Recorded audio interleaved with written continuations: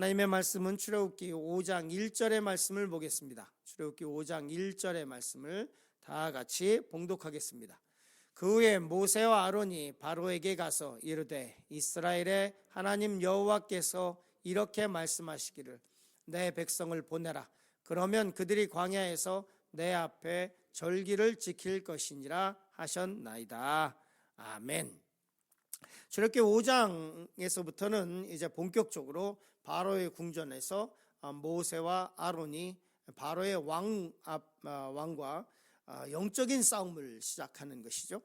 이 영적인 싸움은 하나님의 말씀을 전하는 것이고, 그리고 이 바로와 또한 거기에 있는 궁정에 있는 사람들은 이스라엘 백성들을 안 보내겠다고 하는, 하나님의 말씀을 듣지 않겠다고 하는 그런 내용입니다. 그러나 그 내용 가운데는 우리가 봐야 할 것이 뭐냐면 영적인 싸움이 있다는 것을 항상 우리 가운데 염두에 둬야만 할 것입니다. 믿는 사람은 믿음으로 살아가고, 그리고 믿음의 눈을 갖고 있어야 됩니다. 이 어떤 일이 벌어졌을 때 이것을 통해서 하나님께서 말씀하시고자 하시는 것이 무엇인가 라고 하는 것을 깨달아야 하고, 그리고 그 어떤 상황 속에서 하나님께서 주신 은혜와 복을 내가 잃어버리지 않겠다라고 하는 결단이 있어야 그 시련이나 아니면 그 영적인 전쟁에서 이겨나갈 수 있습니다.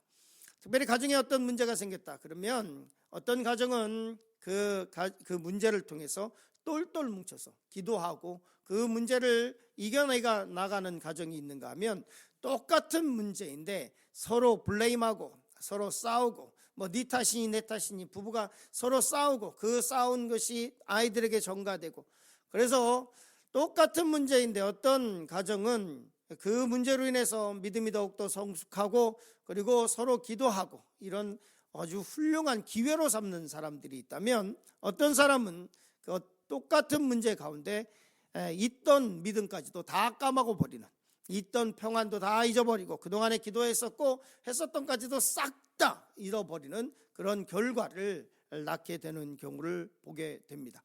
그러므로 우리 가운데 어떤 문제가 생겼다라고 하면 영적으로 볼 수 있는 눈이 있어야만 하는 것입니다. 오늘 말씀의 제목은 내 백성을 보내라는 말씀인데요, 첫 번째는 첫 대면에 대해서 말씀을 나누려고 합니다. 출애굽기 5장 1절 서두 우리 같이 보겠습니다. 다시 한번 읽었으면 좋겠습니다. 그 후에 모세와 아론이 바로에게 가서 이르되 이스라엘의 하나님 여호와께서 이렇게 말씀하시기를 내 백성을 보내라. 첫 번 대면입니다. 출애굽기 5장 1절에 보면 이제 첫 번 모세와 아론이 바로 왕을 첫 번째로 가서 보게 됩니다. 그런데 여기에서 모세와 아론은 뭐라고 하나님의 말씀을 전하냐면 이렇게 말씀하고 있습니다. 내 백성을 보내라. 하나님께서 모세와 아론에게 너는 바로 왕에 가가지고 그냥 설명할 것도 없고 이렇게 얘기해. 내 백성을 보내. 그런데 이 말씀을 보면 명령형입니다. 샬라흐라고 하는 것은 보내라. 문법적으로는 PL인데요. 보내라. 그러니까 하나님께서는 바로에게 가가지고 구구절절하게 설명하지 않습니다. 보내라. 이것이 하나님의 뜻입니다. 성경에 보면 수많은 이 사건들 중에 하나님의 권위로 명령하시는 것들이 있습니다. 예를 들어서 나사로가 이 무덤에서 나왔는데 이 시체를 싸던 이 세마포 같은 걸로 이제 징징징 감고 있었습니다. 예수님께서 말씀하시는 것은 뭐냐면 풀어놔 다니게 하라라는 말씀이에요. 그때 유대인들은 죽은 사람이 살아나오는 것을 봤으니까 어마어마한 기적 아닙니까? 그러니까 다 놀래고 있고, 그러면 이게 무슨 일인가 이러고 있을 때 예수님께서 굳이 설명하지 않습니다. 나사로가 살았으니까 풀어놓아 다니게 하라. 이것이 하나님의 뜻입니다. 그리고 또 오병이어의 기적을 만드실 때에도 이렇습니다. 오병이어의 이 기적은 이게 공식처럼 예수님께서 기적을 행하실 때 공식, 이걸 이제 신학생들에게 가르칠 때 그 공식을 이렇게 얘기합니다. 가축사 나귀, 가지사 축사하시고 나눠주심에 기적을 베푸신다. 하나님께 특별히 신약 성경에 보면 어떤 일이든지 하나님께서 예수님께서 가지시고 축사하시고 나눠주심의 기적을 베푸신다.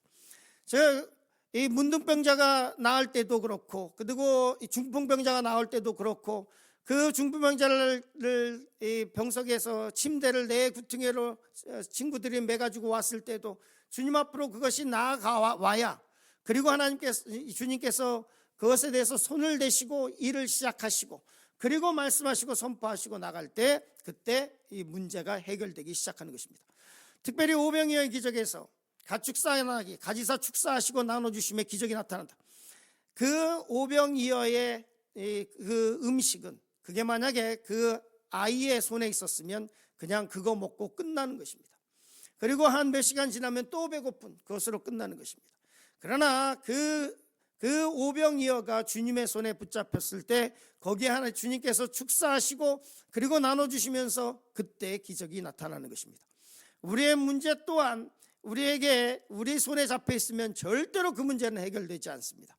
잠깐 땜빵은 할 수 있습니다. 그것이 어떤 것이든지 나의 짧은 식견으로, 나의 짧은 능력으로, 나의 짧은 그 어떤 것으로 잠깐 그 문제를 해결할 수는 있습니다.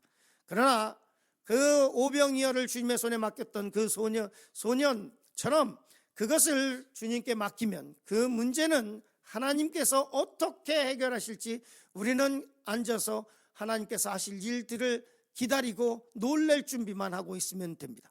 하나님께서 하실 때에는 결코 그것을 협상하거나 이러지 않습니다. 예수님의 제자들이 큰 풍랑을 만나서 죽겠네 살겠네 그리고 막 이러고 있을 때도 주님께서 그 배에서 말씀하시는 것은 뭐냐면 풍랑과 바람을 다스리는 것입니다. 똑같은 방법으로 이 출애굽기에서도 이 바로에게 가서 내 백성을 보내라 이렇게 얘기를 합니다. 그런데 중요한 것이 있습니다. 뭐냐면 하나님께서 이스라엘 백성들, 그 노예 생활하고 있는 그 사람들을 내 백성이라고 부르셨다는 것입니다. 신명기에 보면 주님께서 이스라엘 백성들을 택하신 이유에 대해서 말씀을 하고 있습니다. 우리 같이 읽었으면 좋겠습니다. 너는 여호와 내 하나님의 성민이라. 내 하나님 여호와께서 지상 만민 중에서 너를 자기 기업의 백성으로 택하셨나니 여호와께서 너희를 기뻐하시고 너희를 택하심은 너희가 다른 민족보다 수요가 많기 때문이 아니라 너희는 오히려 모든 민족 중에 가장 적으니라. 하나님께서 이스라엘 백성들을 택하신 이유에 대해서 말씀하는데 너희가 무슨 다른 민족보다 강대해서, 너희가 무슨 너희 다른 민족보다 아주 착하고 선해서, 너희가 무슨 내 눈에 보기에 잘해서, 그렇지 않습니다. 이스라엘 백성들은 진짜로 그 숫자 중에서 너무나 적은 숫자였고, 우리가 성경에서 보지만 무슨 이런 민족이냐, 이런 큰 기적을 보고 나서 금방 출애굽하고 와서 금방 우상을 만들고 금방 또 하나님께 한 대 터지고 또 잘못을 하고 이런 민족이 있나. 이것을 보면 우리하고 똑같습니다. 우리가 잘나서 하나님께서 우리가 지금 먹고 살고 이 세상에서 하나님께서 섬기고 이러고 있는 줄 아십니까? 아닙니다. 여호와께서 너희를 기뻐하고 택하심은 너희가 다른 민족보다 수요가 많아서 그런 것도 아니고, 강대해서 그런 것도 아니고, 잘난 것이 있어서 그런 것도 아니고, 똑똑해서 그런 것도 아니고, 심성이 착해서 그런 것도 아니고, 하나님께서 우리를 택하신 것은 전적인 하나님의 은혜라고 말씀을 하고 있습니다. 하나님께서 그 적은 민족을 하나님께서 선택하셨고, 그리고 너는 내 백성이다 라고 칭해 주시는 이것이 큰 은혜인 것입니다. 나를 하나님의 백성이라고 삼아 주시고, 내가 무슨 은혜인지 뭔지는 모르지만 예수 그리스도를 알게 하셨고, 그 예수 그리스도를 나의 구세주라고 고백하게 하고, 도마가 그랬던 것처럼 나의 주 나의 하나님이라고 부를 수 있게 하신 것이 은혜라고 하는 것입니다. 그렇기 때문에 에베소서 2장 8절 말씀 같이 읽겠습니다. 너희는 그 은혜에 의하여 믿음으로 말미암아 구원을 받았으니 이것은 너희에게서 난 것이 아니요 하나님의 선물이라. 처음부터 끝까지 우리의 인생 자체가 하나님의 선물이다. 이 하나님의 은혜 자체가 하나님의 선물이다. 이것에 대해서 자랑할 것이 하나도 없고 우리는 항상 할 수 있는 말이 감사합니다. 감사합니다. 감사합니다.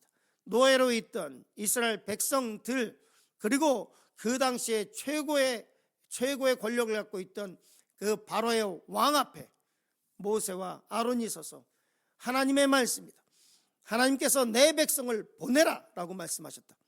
이 말씀에 대해서 바로가 당연히 듣지 않죠. 우리 그래서 계속해서 두 번째 말씀을 보겠습니다. 무지한 애굽 왕에 대해서 말씀을 나누려고 합니다. 우리 출애굽기 5장 2절 말씀 같이 있습니다. 바로가 이르되 여호와가 누이기에 내가 그의 목소리를 듣고 이스라엘을 보내겠느냐? 나는 여호와를 알지 못하니 이스라엘을 보내지 아니하리라. 이 말씀을 보면서 참 한심스럽죠. 우리는 이 출애굽 사건의 결과를 압니다. 바로는 자랑하듯이 뭐라고 얘기하냐면 여호와가 누구냐 이렇게 얘기합니다. 왜냐하면 뒤에도 계속해서 이제 10가지 재앙 가지고 말씀을 나눌 텐데요.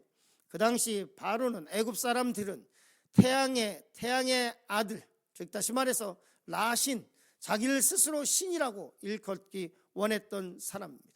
그리고 자기가 신이라고 믿고 있었고 죽은 이후에도 자기는 부활할 것이고 자기는 죽지 않을 것이, 죽음으로 끝나지 않기를 바라기 때문에 그 미라를 만들었던 사람들입니다. 그 바로가 뭐라고 얘기하냐면 아주 교만하게 여호와가 누구냐 이렇게 얘기를 합니다. 그러나 이 세상에서 살아가는 많은 사람들이 어쩔 때는 우리도 예수님을 믿지 않았을 때는 이렇게 얘기했을 적이 있을 수 있습니다. 여호와가 누구냐? 여호와가 누구냐? 내가 왜 그의 목소리를 들어야 하느냐? 내가 왜 이 노예 백성들을 보내야 하느냐? 이렇게 얘기합니다. 나는 여호와를 알지 못한다. 이게 자랑도 아니고, 그러나 결과는 어떻게 되냐면 이 바로는 이스라엘 백성들을 보내지 않겠다고 버티다가 자기의 아들을 잃게 되는 일이 벌어지게 됩니다. 우리는 하나님의 말씀이 임했을 때 이 바로와 같이 교만한 모습이 있지 않는가를 생각을 해봐야 합니다. 겸손히 하나님 앞에 엎드려 하나님이 이것이 하나님의 말씀입니까? 힘들고 어려운 일을 당했을 때 이것이 하나님의 뜻입니까? 라고 물을 수 있어야만 합니다. 출애굽기 5장 17절 18절 말씀 같이 보겠습니다. 바로가 이르되 너희가 게으르다 그러므로 너희가 이르기를 우리가 가서 여호와께 제사를 드리자 하는도다. 이제 가서 일하라. 집은 너희에게 주지 않을지라도 벽돌은 너희가 수량대로 바칠지니라. 바로는 이것으로 인해서 더욱더 이스라엘 백성들을 박해합니다. 악한 사람들이 그렇습니다. 그러나 이 박해를 통해서 이 바로와 바로의 궁정에 있는 사람들과 바로의 백성들은 하나님의 심판 앞에 서게 되는 것을 보게 됩니다.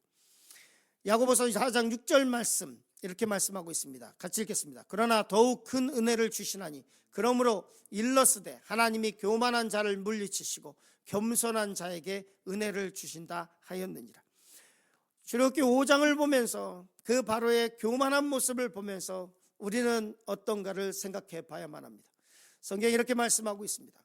하나님께서 더 큰 은혜를 주시나니 그러므로 하나님이 교만한 자를 물리치시고 겸손한 자에게 은혜를 주신다. 우리는 항상 주님 앞에 우리를 낮춰야 할 것입니다. 우리를 낮출 때 하나님께서는 우리를 높이시겠다고 말씀하고 계시고, 그리고 하나님 앞에 우리의 교만한 모습으로 교만한 목이 뻣뻣이 있을 때 우리의 하나님 앞에 한 대 맞을 준비를 하고 있는구나 라고 스스로 생각해야만 할 것입니다. 그렇기 때문에 호사에서 6장 3절 말씀 같이 보겠습니다. 그러므로 우리가 여호와를 알자. 힘써 여호와를 알자. 바로의 문제는 하나님이 누군지 알지 못했습니다. 그러나 우리는 하나님이 누구인지 압니다. 그렇다면 우리에게는 우리가 해야 될 일이 있는데 그것은 뭐냐면 하나님을 아는 일에 힘써야 할 것입니다. 오늘도 하나님의 말씀을 묵상하며 하나님의 뜻이 무엇인지를 묵상하고, 그리고 하나님께서 나에게 말씀하시는 것이 무엇일까? 이 고난과 환난 속에서 하나님께서 나에게 원하시는 것이 무엇일까? 하나님 우리에게 주신 이 기도의 제목 가운데 하나님께서 주신 하나님의 뜻은 무엇일까? 나를 통해서 이루고자 하신 하나님의 일은 무엇인가? 라고 하는 것을 묵상하시는 하루가 되기를 간절히 축원합니다.